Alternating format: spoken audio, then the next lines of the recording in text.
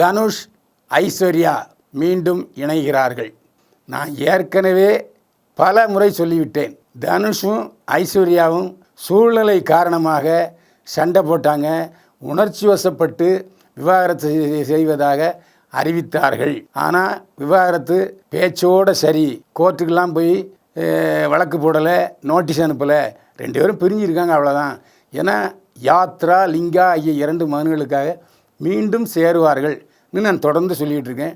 அதே போல் சமீபத்தில் ஜெயிலர் படம் பார்ப்பதற்கு ரோகிணி தியேட்டரில் திருமதி லதா ரஜினிகாந்த், ஐஸ்வர்யா, தனுஷ், லிங்கா, யாத்ரா ஆகியோர் பால்கனியில் இருந்து ஒன்றாக ஜெயிலர் படத்தை பார்த்து ரசித்திருக்கிறார்கள். ஆனால் வெளியே வரும்போது முதலில் தனுஷ் வெளியேறிவிட்டார். அதற்கு பிறகு ஐஸ்வர்யா, லதா ரஜினிகாந்த் 2 குழந்தைகள் வெளியே வந்தார்கள். தனுஷை மடக்கி படம் எப்படி என்று பல வீடியோகிராஃபர்கள் கேட்டார்கள்.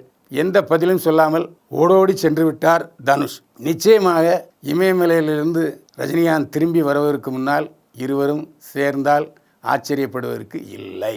இதைத்தான் ரஜினிகாந்த் பிரார்த்தனை செய்வதற்காக இமயமலைக்கு சென்றிருக்கிறார். நிச்சயமாக மகளும் மருமகனும் சேர வேண்டும் என்ற ரஜினிகாந்தின் பிரார்த்தனை விரைவில் நிறைவேறும்.